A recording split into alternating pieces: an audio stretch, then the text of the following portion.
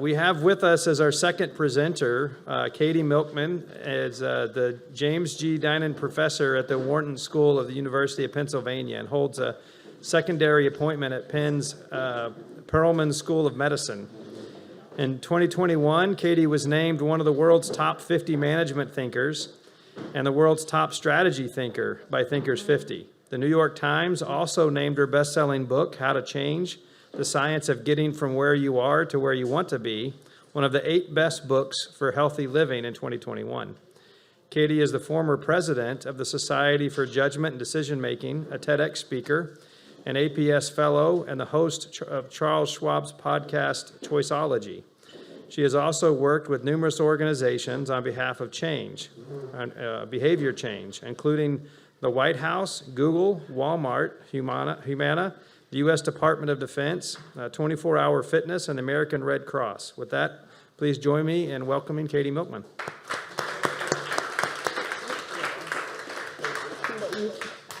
Thank you. Thanks so much for having me. I am delighted to be here, and it was really fun to get to hear the end of Jay's presentation because there are some nice connections. So I am excited to talk to you about the science of behavior change, one of my very favorite topics, something I've been studying for my whole career. Sorry for leaving that water right there. And I want to start actually also by showing you a video with some music that will hopefully bring delight, just as Jay left you. This video, I'm not going to do much setup because we'll talk a little bit about why I've picked it after I share it. So let's just kick it off and hopefully it's going to work.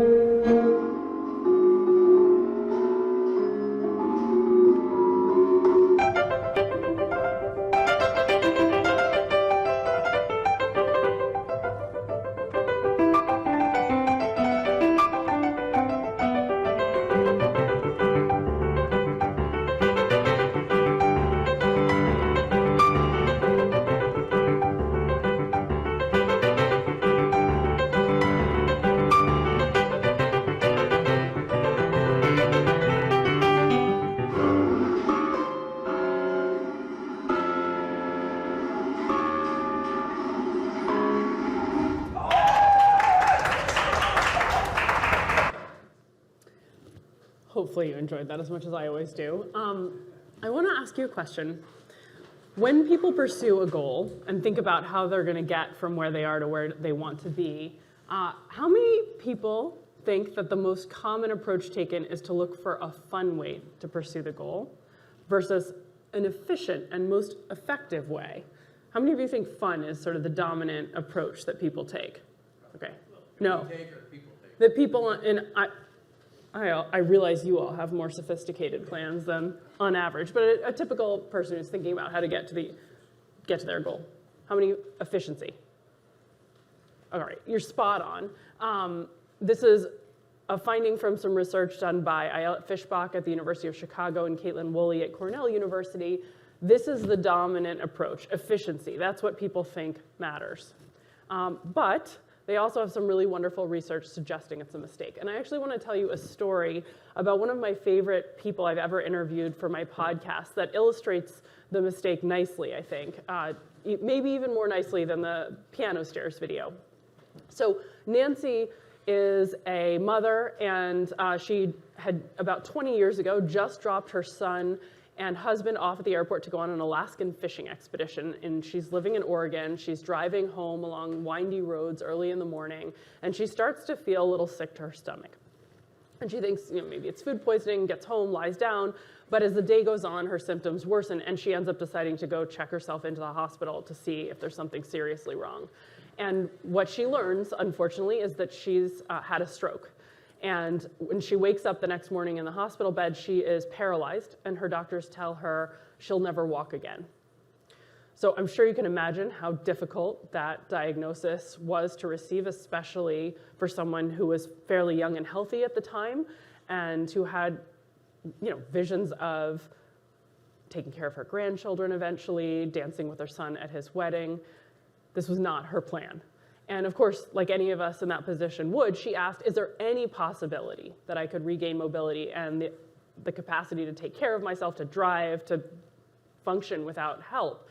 And the doctor said, look, it's unlikely. We don't want to give you too much false hope, but there is a possibility, and it's a really arduous path. It's going to require intensive therapy that you're going to have to do at home, physical therapy that most people, frankly, just can't push through. And she said, I'm going to do it. I want to try. Started with the inpatient program. That worked pretty well. Then they send her home. And now she has to go through these painful, boring exercises day in and day out to see extremely small incremental process. And she's really struggling. She's just not making the progress she wants to make. So Nancy is really industrious. She gets online and starts Googling to try to figure out, are there any options for me to do something different, because this isn't working. I'm not able to get through each of these daily exercises. And she finds an experimental program that's being run by University of Massachusetts at Amherst. It's a virtual program where she can enroll, and instead of doing her exercises sort of truly alone with pieces of paper and going through this pain, what they've done is they've built a gamified version of the regimen. So she's going to basically wear virtual reality gear, and every one of her exercises is going to be part of the experience of rowing through a whitewater rapids course. And she can, level up and reach and grab things in the water, different treasures, different pieces of trash she has to take out. The whole experience is completely different. It's transformed for her when she enrolls in this program. And instead of struggling to get through her therapy each day, she starts doing even more than has been recommended, and progress starts coming rapidly. And today, Nancy actually has regained full mobility, and she rows every day in real life on the water. She fell in love with the sport through this virtual reality experience. She danced at her son's wedding. She takes care of her grandchildren. And I love her story so much because it illustrates this mistake that so many of us make and the path to success, which is, in general, most of us, when we have a tough goal that's going to require persistence, we look for an efficient route. But what research has shown is that actually we are more likely to persist, even if we make less incremental progress in each effort, when we find a fun way to pursue our goals, because we won't dread the activities that we need to do. We'll look forward to them, and we'll keep going. So I want to talk a little bit about some specific tactics for making it more fun to pursue your goals, but hopefully this story from Nancy sort of brings home why this can be really a life and death issue. And of course, I think Nike's Just Do It motto, which we're all familiar with, is just wrong. And there's a lot of hype and sort of focus on that push through, push harder, that I think accentuates our tendency to look for efficient routes, as opposed to thinking, I need to not have this be an uphill battle, it needs to be a downhill one. Okay, so a central theme of our findings from decades of research on behavior change and the behavioral sciences is that in order to make progress, it's really important to try to first diagnose what is the obstacle standing in your path, what might prevent you from making the change, and then design a solution that's tailor-made for that, as opposed to saying, let's just set big, audacious goals or visualize success, which maybe on average can be helpful. We see much better outcomes when there's a tailoring. And in the case of Nancy's story, you could see that the barrier was that she dreaded doing the activity she needed to do. In the long run, she knew what was important. She couldn't have possibly been more motivated. What could be a bigger long run goal or a more important one than regaining mobility and being able to take control of your life again, but on a daily basis, it was unpleasant to do the things she needed to do. And so the solution wasn't to set a big audacious goal. It wasn't to visualize success. It was to change the nature of her daily activities so they were fun. And that's just an example of trying to really understand your obstacle and then make sure that you're using a solution or a tool set that is well suited to it.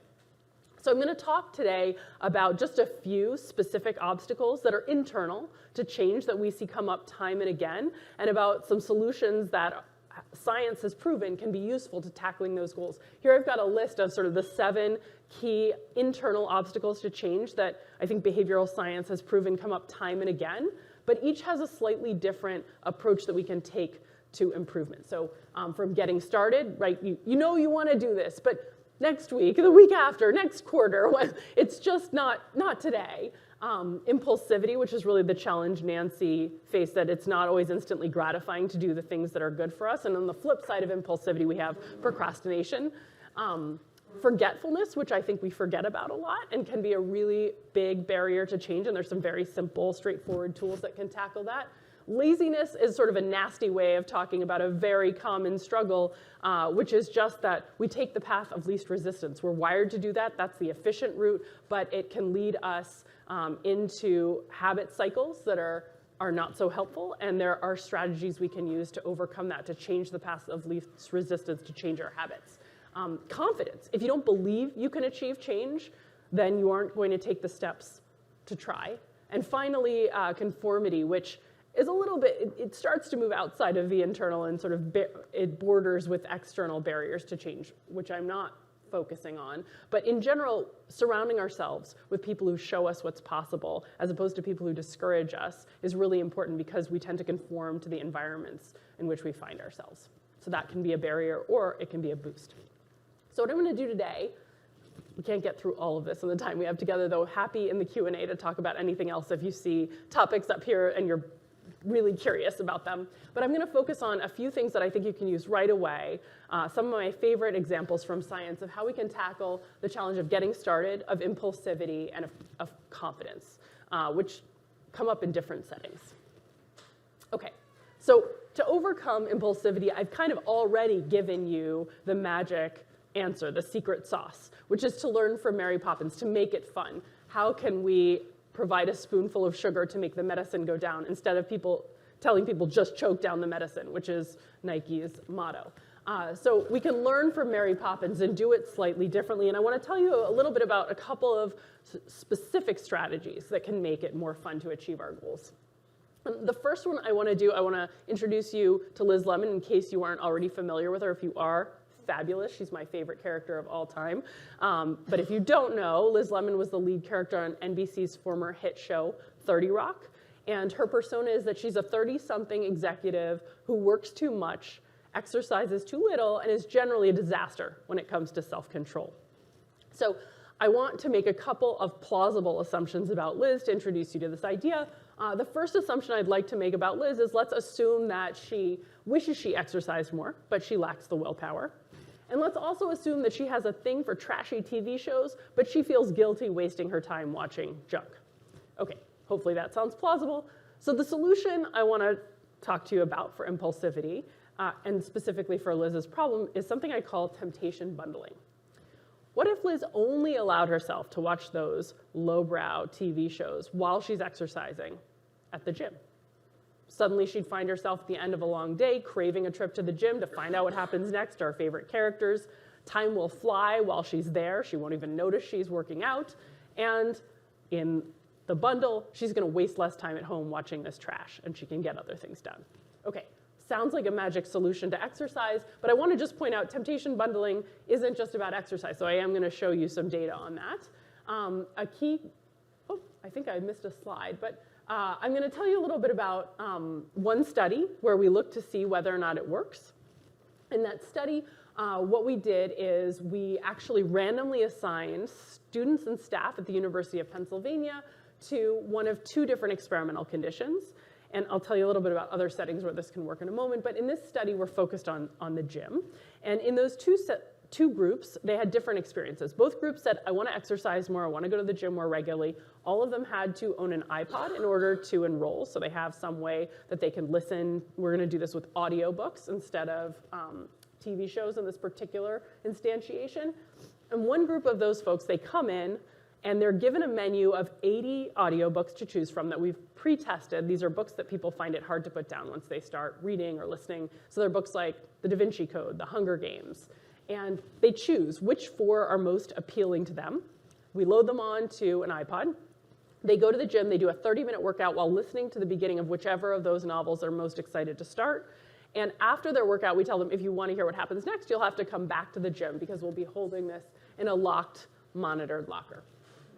Okay, then we have another control group, because this is a science experiment, also identical in every way, just flip of a coin and lands them in the control group. They also come in, they're encouraged to exercise more, they do a 30-minute workout, they own an iPod, they can use their iPod at the gym if they want, but we don't give them free audio novels. Instead, we give them an equally valuable gift certificate to Barnes & Noble. And of course, they can use this to go and buy audiobooks, but we haven't planted the seed that this temptation bundling idea could be helpful to their workout routines. Okay, so then the question is, what happens? Does this work? All right, so this is, somehow my slides got flipped around, so this is my bad. But I want to just show you, this is another setting where temptation bundling can be useful. I often talk to my students about where else can you temptation bundle besides in the gym. This is a library. What if you only allow yourself to pick up your favorite Starbucks beverage when you're on the way to hit the books? That's another form of temptation bundling. I often temptation bundle by saving a favorite bottle of wine for when I'm cooking a fresh meal for my family. That's the only time I'm allowed to crack it open. Or if you're doing household chores, that's the only time you can listen to a favorite podcast. I used to go get pedicures only while I was catching up on email I was behind on. So there's lots of settings where we can use this tool. But let's get to some data. So what happened when we ran this experiment to see whether or not it could be useful to people who wanted to form an exercise habit? What we found is that for the first 7 weeks that we're studying those folks, we see them going to the gym about 50% more often than the control group. So this is a really exciting effect. Everything looks like it's going swimmingly. And then here's the bom, bom, bom moment, which I think is really important. And we haven't had in all of our research projects, but this teaches another important lesson about behavior change. So 8 weeks into this particular experiment with temptation bundling, it was Thanksgiving break. And we were doing this on a university campus where the gym closes for 5 days. Everyone goes home. There's a total disruption to the routines that people had built up. And by the way, if you're really interested in something, or if you're even addicted to it, the very best thing we know to cure that is a period of forced separation. So we literally couldn't have designed something better to try to prevent people from staying engaged with their tempting audio novels that they can only access at the gym. And guess what happened after this period of forced separation? The effect was gone. Now, we've replicated these findings in settings where we don't have this disruption. We did a big experiment with 24-hour fitness and showed that this tool can be useful indefinitely. But I think this is a really nice bit of data to share because it highlights another lesson about behavior change, which is we have to be aware of the disruptions that might be coming at us and actually plan how are we going to re-engage with whatever tools or strategies are working for us even after those kinds of breaks, disruptions arise in our lives. A little more data. There's lots of different places where we've seen temptation bundling can add value, but for those of you who have kids, you might find this particularly interesting. One experiment was done looking at whether or not kids would do better and persist longer on math worksheets in high school when they were given music and snacks and markers to work with in the classroom, and their teachers were very nervous that this would be a distraction. But the idea was maybe by making it fun, people will actually enjoy their math and persist longer. And lo and behold, the students randomly assigned to get to do their math worksheets in this more delightful environment ended up persisting longer than the ones who were in a distraction-free zone. So even sometimes when it's counterintuitive, making things fun can boost productivity. All right, one other approach I want to highlight to making things fun before moving on. And I will get out of gym land in a moment, but this is going to be another gym study. It's sort of like the fruit fly for studying habits. If you think about, it's a really nice setting where we can zoom in on people's repeated behaviors. So let's imagine Liz again, and this is her colleague Jenna, who's another character on 30 Rock. Both of them would like to work out more regularly. They don't really enjoy it. well, what if they say, let's do it together? What if they are actually rewarded for exercise only if they both visit the gym at the same time? And this is actually an exact test that we ran at the University of California at San Diego a couple of years ago. We had people sign up for this program who wanted to exercise more in pairs, so with a friend, and we either paid them directly, each of them could earn $1 every time they went to the gym, or each of them could only earn $1 if they went to the gym at the same time. So it's harder to get the dollar. And direct incentives are usually better for getting the behavior you want. But we thought in this case that might be wrong because people might not appreciate how valuable it would be to go and enjoy exercise with another person, and that they would also be somebody who holds you accountable because now you're going to feel guilty if you're not showing up and this person is waiting for you and they're not going to earn their dollar at the gym. So we have making it fun and increasing accountability, and lo and behold, those tandem rewards for exercise increased workouts 35%, and people found this more enjoyable and told us they were likely to keep going with their friend. So thinking about temptation bundling is one way we can make things more fun, but also thinking about making it social, making it something that you're doing with a person you like can change the experience of pursuing a goal. So key takeaway from lots of research by myself and others is that most of the time we look for the most efficient route. Persistence arises at a higher rate when we look for a fun way to pursue those goals that might otherwise be dreaded. And so we can temptation bundle, we can make it social. Finding ways to make it fun increases success. Okay, so that's one barrier to change. Sometimes we don't enjoy it. Let's make it an uphill battle, a downhill battle instead of an uphill one. But there's another barrier that I want to highlight that I think is really important, and that is the challenge of just getting started. So once you've decided, okay, I'm going to do this, you can try to make it fun, you can change the way you pursue your goals, but you have to find the motivation and the moment to get that right. And I want to talk a little bit about timing and how to time change efforts, ideally. And to do that, I actually want to take you back in time. With me, about a decade, I was visiting Google's headquarters in Mountain View, giving a presentation not so different from this one, talking about some of my work on behavior change and what science can teach us about behavior change. And I even talked about some research on temptation bundling. We had some early results from a first study. And it's Q&A time. And I got this fantastic question from one of the VPs of human resources. They call it people analytics at Google. And he said, okay, Katy, we are really interested in your work on behavior change because here we're struggling with getting our employees to take up all of our amazing benefits. They don't do all these training classes we make free for them. They don't take up our wellness benefits. They're not necessarily saving for retirement despite our matching program. And we can't figure out when to introduce the idea of all these incredible things we offer to our employees for maximal effect. And I wanted to know, is there some ideal time to encourage change? If we want to get a new employee saving for retirement or enrolled in a boot camp that might help them up the level of programming skills they have, are there moments when they'll be more open to us encouraging that kind of behavior change? And I said, that is an amazingly important question. And it's actually one that research really hadn't looked at to date. And so it sort of sparked a whole research program in my research group at Wharton. I'm trying to figure out what are the ideal moments for change. So I'll ask you, do you have any intuitions? I bet you do immediately, because one thing popped into my mind when I heard it, and I suspect you have some hypotheses just hearing the question. What do you all think might be the optimal timing for change if you were picking? Can you imagine? Ooh, sorry. Yeah. A life moment. Tell me what you mean by a life moment. So I'm going back to an example from personal life. I used to be a big smoker. I think one of the things that I prepared myself for to go COVID-19 was around my daughter's birthday. So, and yeah, just dropped it and went back. That's wonderful. I love that story. And it's really a perfect segue for what I'm going to talk about. Does anyone else have thoughts about moments that would be good? Yeah. You're in the gutter at your lowest point, and you have no choice. Yeah, that's really interesting. So it's not just about sort of dates on the calendar, but also experiences that can feel like they require a pivot. Absolutely. Motivation. Yeah, yeah. Any other ideas? Anything else come to mind? I would The beginning of what? Well, I mean, I think especially for a company, beginning of your tenure. Great. When you're already changing. Absolutely. Change some other things. You have a blank slate. You haven't, nothing has begun yet.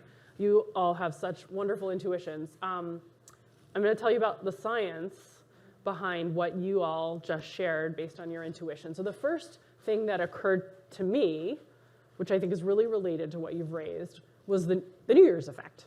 We know New Year's sparks about 40% of Americans to set resolutions. It's this massive craze around this new beginning, this fresh start moment. And what I started wondering is, are there other moments that also feel like a new beginning?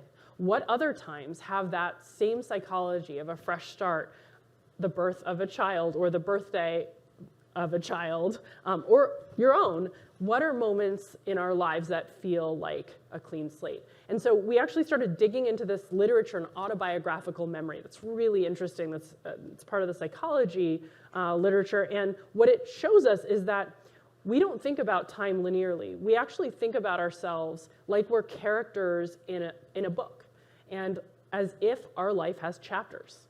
And those chapter breaks come about quite regularly. You can think of some of the big ones, right? So college, that's sort of a chapter. There's a chapter break when you start it. There's a chapter break when you end it.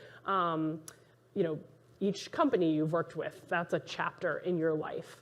The birth of a child can mark a chapter break. Years mark chapter breaks. There are little ones and there are big ones. And what we were wondering about is, can some of the little ones be enough to motivate the sense of a fresh start, that you have a new beginning and a clean slate, that you've turned the page on a new chapter, and that might inspire people to pursue goals at a higher rate, and also to be more open to being nudged towards goal pursuit at those moments because they feel appropriate. It feels like, that was the old me last year who couldn't quit smoking, and this is the new me this year who can. It's going to be different this time.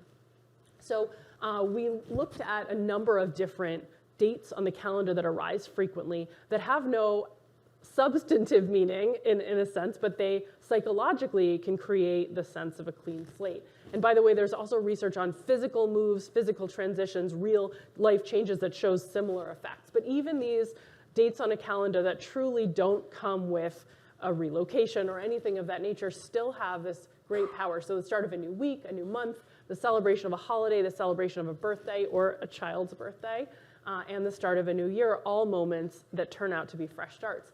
And we've gathered a lot of data. This is the last time I'm going to tell you about the gym. We're going to leave the gym. But one data set we looked at was literally undergraduates and when they attended the gym. We find the very same undergraduate visits the gym dramatically more often earlier in the week than later in the week, earlier in the month than later in the month, earlier in the year than later in the year, earlier in the semester than later in the semester, following school breaks, and following birthdays, with the notable exception of 21st birthdays. And I will let you speculate as to why those are different. These are big effects. That's another thing I wanted to highlight. These are not little effects. If you compare them to something where we might have an intuition that it's going to change how likely it is the same person is to go to the gym, like, oh, the gym just expanded its operating hours. Now it's more convenient to get there. These are dramatically larger effects than that.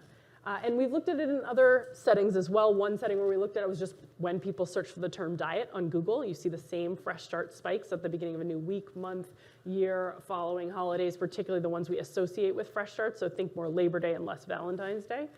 And we also got data from a popular goal setting website on some of their, about 40,000 of their repeat users, and just looked at when is a user most likely to come onto the site and set goals. And we see goal setting not only about health, the two previous examples were about health, but people setting goals about their finances, their environmental goals, their productivity goals at work, their family and personal life goals. And in each category, we see the same pattern, that people set more of these goals at the start of a new week, month, year, following holidays that feel like fresh starts, and following birthdays.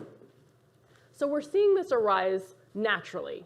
This is when people are drawn to set new goals, to pursue change. But that doesn't really answer the question I got from this Google executive, which was, can we promote change more effectively at certain moments? So I want to tell you about a little research we did to see, can we leverage this insight to actually encourage change, not just notice that this is when it's happening, but to drive it.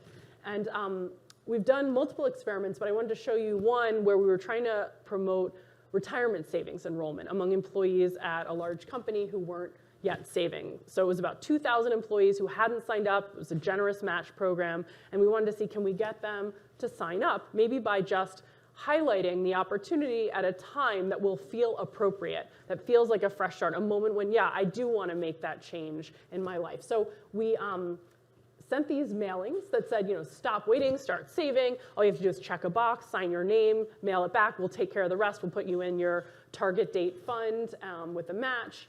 And of course, we invited the opportunity to start saving right away. That'd be great, but a lot of people like to procrastinate. So we also offered a future opportunity.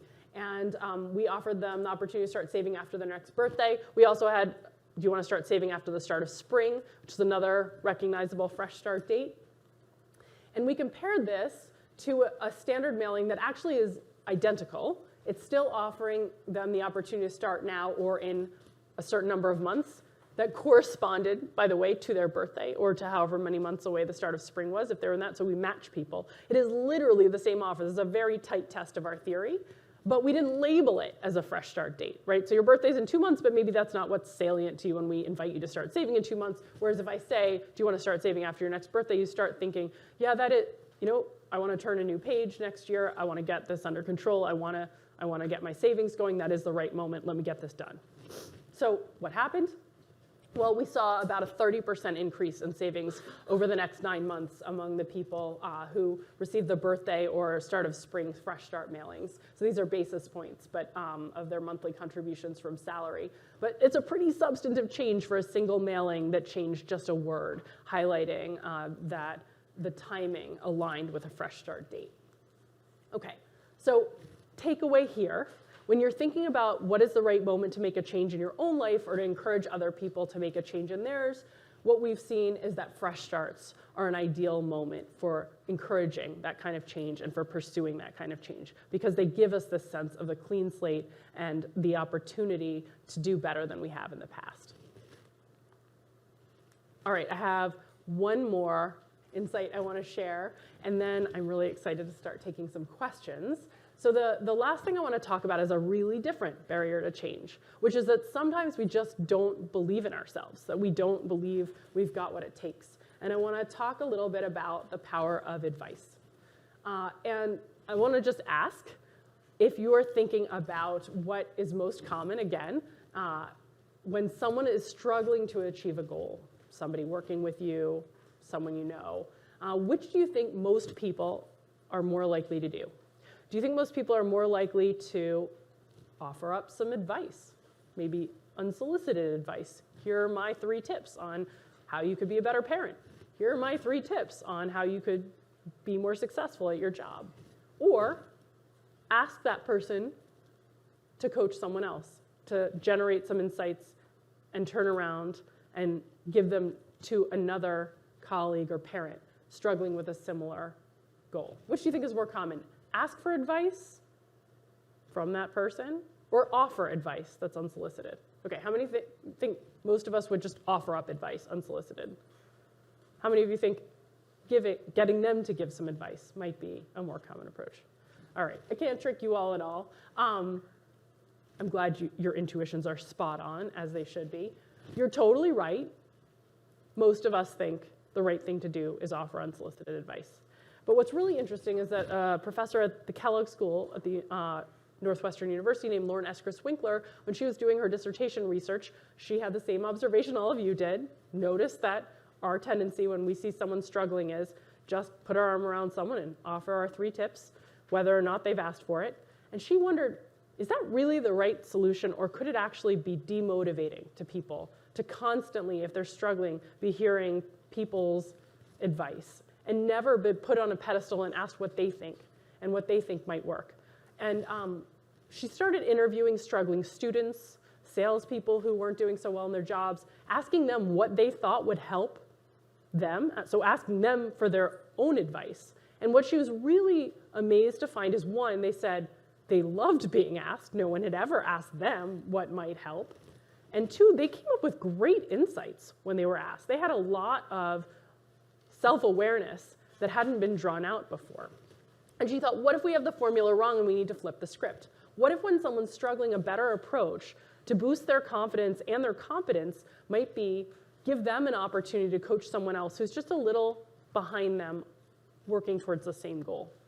So there's a few reasons she thought this would be effective. So confidence boosting, great. I've put you on a pedestal. Now you're a coach, you're a mentor. That should make you feel good. But actually, there's more to the magic than that.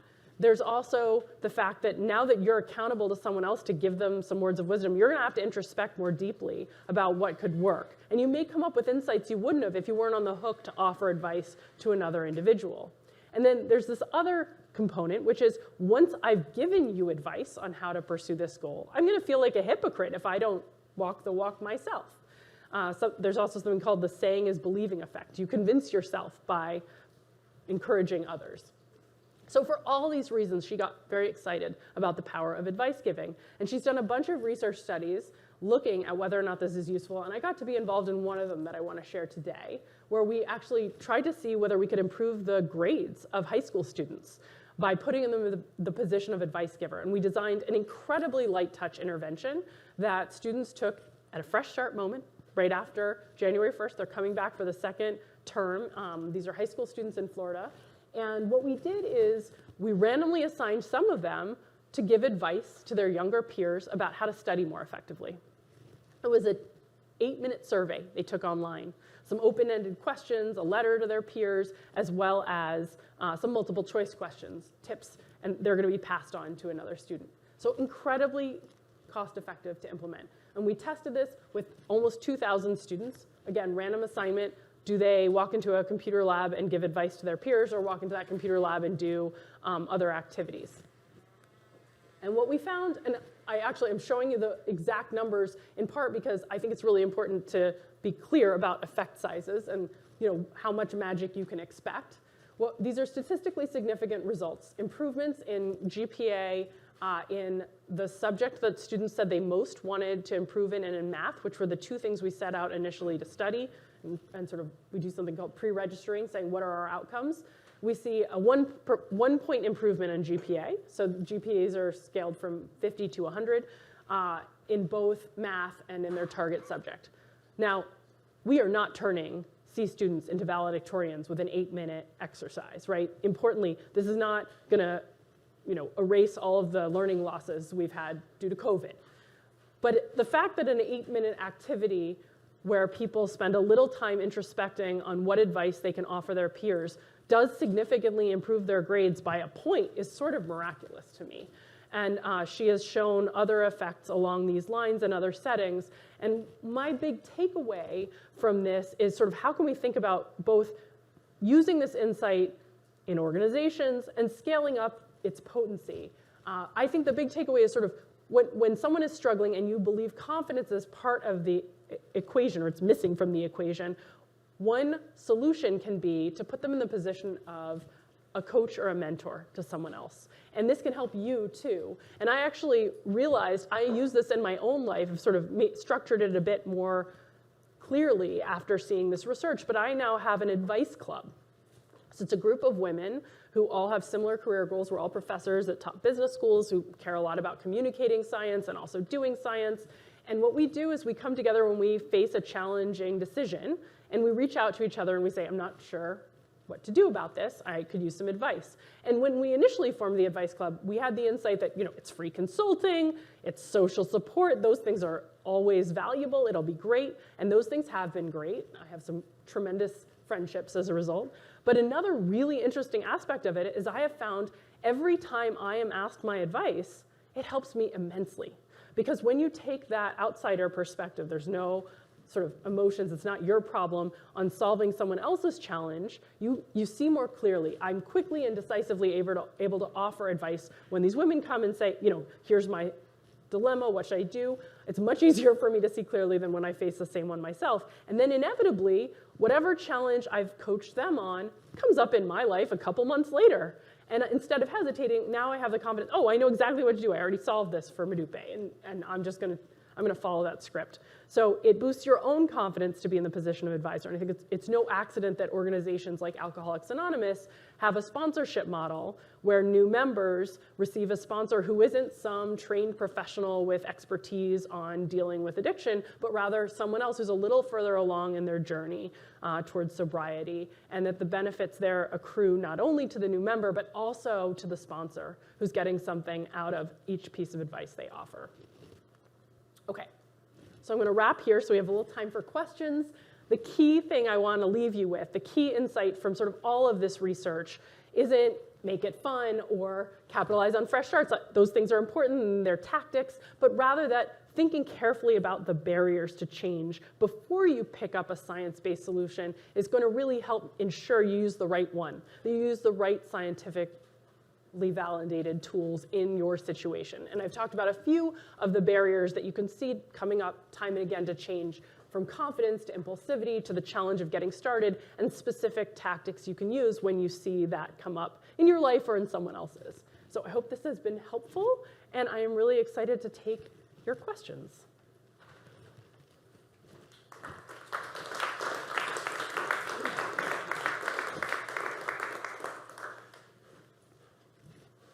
Yeah. I have a question. So first of all, extremely interesting. Thank you. As you start to bucket these kind of 7 things, how do you dig a bit deeper and start classifying the mindsets behind these? For example, like anxiety, fear of failure. Those are types of things that can be prohibitive to change as well. How do you start to think about those things in relation to the buckets of these 7 areas? Yeah, both of those really fit into this confidence bucket. So I talked a bit about mentoring and advice clubs as a tool because it's one of, I think, the insights that is not as widely known, but in cases of fear and anxiety, one of the findings that's really powerful in this literature that can help is also fostering a growth mindset. I don't know if you're familiar with Carol Dweck's wonderful work. Highly recommend her book, Mindset, if you haven't read it. But a key mistake that many of us make is to sort of think that our capacity in any domain, whether it's an intellectual capacity or a physical capacity, is fixed, that we are born with some set of innate skills, and that's all we've got and all we have to work with. A lot of us think about the world that way. It's called a fixed mindset. And what Carol has shown is that we can change that, and 2, it's inaccurate. So an alternative mental model, which is actually a more accurate description of the world, is that in almost every capacity, maybe with the exception of your height, you can grow. With effort and practice, you can improve your IQ. You can improve your speed. You can improve pretty much every skill that is out there. And people who walk through life with a growth mindset, looking at failure really differently. They look at a failure not as diagnostic of who they are. That would be the fixed mindset approach. Oh, this didn't go well. That's diagnostic of my capacity and capability, and therefore, I guess I just can't do that well in this job. People who have a growth mindset look at that failure and they say, shoot, that didn't go well. What can I learn from this so I can grow and do better next time? And specifically, the language we use with our kids, with our employees, can shape whether they think about the world with a growth mindset or a fixed mindset, and can build their confidence. If we walk through life with a growth mindset, if we foster a growth mindset in the people we care about, we're not using trait descriptions to say, you did that badly, you're not good at speaking, you're not good at writing. We're saying, I see some room for growth in this area. I'm really excited to work with you to foster I see some things we can learn from how that presentation didn't go so smoothly. And with that language of growth and with that mindset, confidence grows and performance improves. So that's a really important one when it comes to anxiety as well. But I would bucket those kinds of issues all in the sort of confidence category. Yeah. On the issue of getting started, capitalizing on fresh starts, is it better to have a number of different opportunities for fresh starts, or does it all get lost in the sauce, which is, oh my God, they're telling me again, New Year or birthday or whatever. So which is better, more or less? Yeah, it's a wonderful point. So I do think one risk that is very real with fresh starts is if you sort of think every Monday is a fresh start, then on Friday you're like, well, I'll just get around to it again next Monday. So there can be sort of an ugly underbelly to it if you you cut yourself too much slack and you're constantly putting it off till the next fresh start. So our research has mostly looked at the power of highlighting specific opportunities for people as opposed to many opportunities. So we normally focus on one and pointing it out and giving people an opportunity to begin making a change on that one date that they might not have otherwise been attracted to or recognized could be a fresh start. So I 100% think you don't want to highlight 17 in a row on a calendar for someone and say, each of these days you're going to do something new. I would rather focus on what's the big top level goal you want to pursue, the big change that you've been struggling to motivate to make, and find a big fresh start that's meaningful to you. We in general have found also the more meaningful the date to an individual, the more likely they are to say, yeah, this is a great opportunity for a fresh start, maybe like your child's birthday, which is personally meaningful. So one, and the more meaningful, the better. Yeah. Katy, fascinating talk. Thank you for sharing all these insights, especially some of the things that are counterintuitive, like mentoring and giving advice when you yourself are struggling. I thought that was really incredible. I want to go back to your gym example, actually, because I was one of those people for like 20 years that go to the gym, and then Thanksgiving or something happens and it just breaks the cycle. Falls apart, yeah. Then I discovered, like many people during the pandemic, Peloton. Okay? And what I found with that was interesting is that it's bundled with something that you enjoy, which is music. But I also found like the measurement was interesting, right? To go back and just see like how many workouts you've done, like what your streaks are and stuff like that. And I'm probably one of the few, but I'm still on Peloton. I'm curious, like how does measurement come into this in a lot of things to like keep people consistent on these tracks to show some kind of progress? I mean, I'm not trying to go and run a marathon or get a gold medal or anything, but it's just like these little micro wins that seem to be measured. Yeah, no, you're 1,000% right. Tracking, I'm wearing my Fitbit today. Tracking is very useful. There's good research showing in all different settings. One, it brings our attention to the goal, which is a big part of, by the way, why goal setting works in the first place, is that it draws your attention and you can't make progress if you're not focusing on something, if it's not getting any of your attention. We have limited attention. It's also a reason that if you measure everything, sort of like if you have a million fresh starts, things can get messy. But in general, everything from tracking your step count to one of my favorite studies actually just showed giving people a monitor in their shower that shows how many gallons of water they're using as they take a shower really helps people cut back on water waste. So simple things that draw your attention and help you track are effective. You also mentioned streaks. I've actually done some recent work on the power of streaks. People, and there's other research that's been done by some of my colleagues on this. It feels like a loss when you break a streak, which is very, very demotivating. People really hate losing. Losing is significantly more aversive than winning is pleasant. So loss aversion, Danny Kahneman won the 2002 Nobel Prize in part for his work with Amos Tversky on loss aversion. And that streak's destruction feels like a loss. And so apps like Duolingo and Peloton do a really nice job of creating these streaks so you feel like you would lose. The one tricky thing about streaks is once you break it and feel like it's a loss, then you may throw in the towel. So I don't know how many of you are Duolingo users, but they've done something very clever, and there's some really nice research behind this, which is they give you a streak freeze. It's like, oh, well, you have a couple get out of jail free cards. We'll still call you on your streak, because they don't want to sort of have the whole thing fall apart, which is exactly what would happen if they didn't give you some way to sort of keep it. So there's always the fear of breaking my streak, but then there's sort of this backup plan. There's some really nice work by my colleague, Marissa Sharif, in general on giving ourselves a couple get out of jail free cards can be really powerful in helping us achieve our goals. So it's better to set tough, ambitious goals for yourself than wimpy ones in terms of motivation, but then it's also more likely that you'll miss those targets. And then you have something called the what the hell effect, where it's my favorite named effect in the whole literature. Like you eat the donut for breakfast when you're on your diet, and you're like, what the hell, just have all the junk food today. So because of that, if you set these tough goals, or if you have a streak and then you break it, you worry, you throw up your hands and you give up. So what she has shown in lots of experiments is that if you give yourself a couple emergency get out of jail free cards, you actually see better results. So I'll give you a really concrete example. Imagine you want to go to the gym 7 days this week, that's your goal. Or you could say 5 days this week is my goal. What's better than either of those is a goal of 7 days a week with 2 get-out-of-jail-free cards. It's actually identical to 5 days a week as your goal, right? But you stretch. You still try to push yourself to those 7 days. And if you miss one, you don't give up completely. So that actually leads to the very best performance. So anyway, lots of insights in the Peloton model, and happy to share more research on streaks or tracking if anyone's interested afterwards. Just to your first example about the gym and Thanksgiving, I know there's a lot of talk about how many weeks you need to commit to something for it to stick. Yeah. I'm curious what the real research is about that, how you avoid the Thanksgiving effect. And my other question is about buy-in. How important is buy-in to the goal? I know I find my wife tells me I should take a multivitamin every day, and I'm yet to buy into it, so I struggle to actually do it. Yep. So how important is buy-in to kind of, it's not on your list, getting buy-in to the goal.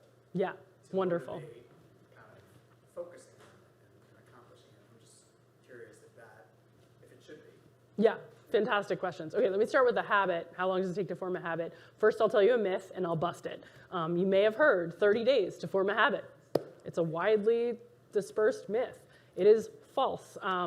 Wendy Wood at USC, who's probably the world's expert on habits, told me she traced the origin of that particular myth to a study that was done on plastic surgery, looking at how long there was survey data on how long it takes people to get used to their new face after having plastic surgery on their face, and it's about 30 days, and somehow somebody printed in a news, a magazine article in the 1970s about this study saying it takes 30 days to form a habit, and it just has stuck.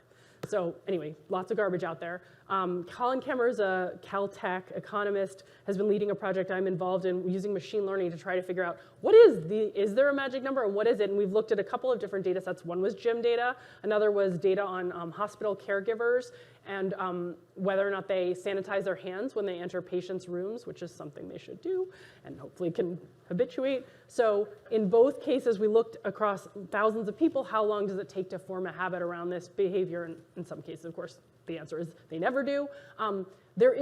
First of all, the answer is different in the two contexts. So it's context dependent. This is not shocking. It's exactly as we would expect. In the higher frequency, simpler activity, which is hand sanitizing, it's much faster. It takes order of magnitude a week or two. With gym attendance, it's more like order of magnitude a couple of months. And it's highly variable across people. So I can tell you the average, but there's a wide distribution. There's no magic number in any setting. We have more like order of magnitude and then individual differences.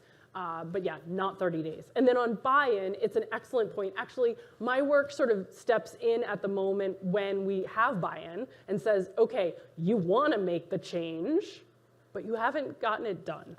And how can we help? What are the tools that can help? But of course, the first step, and there's a professor at NYU who does really amazing work who has looked at, he calls it the Rubicon model, sort of like when do you cross the Rubicon to saying you want to make a change, but there are stages of change before that where you're sort of pondering the change, you haven't committed to it, somebody else is trying to get you to make the change.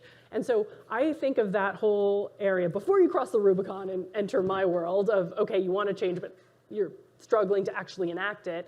That's a persuasion problem. And there's wonderful research on persuasion. I think you all maybe heard from my colleague Jonah Berger last year talking about persuasion. I heard that Bob Cialdini, who's a friend and collaborator and brilliant thinker whose book I teach in my Wharton class, Influence, I think is the Bible on behavior influence.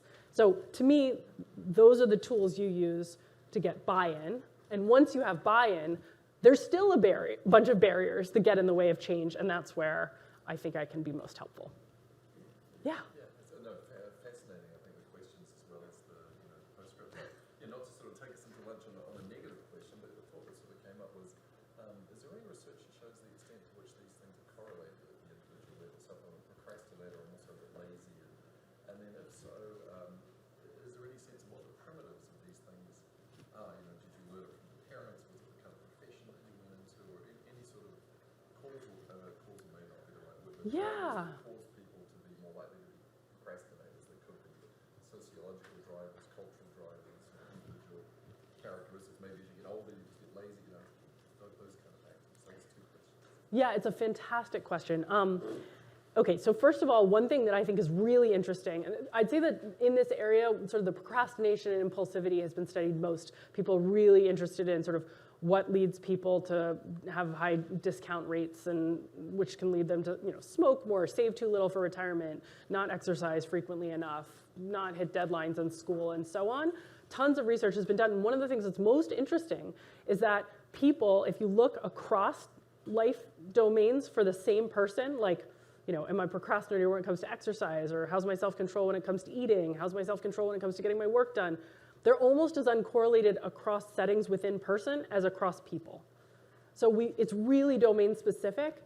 And then, so in terms of like, is impulsivity correlated with forgetfulness and laziness?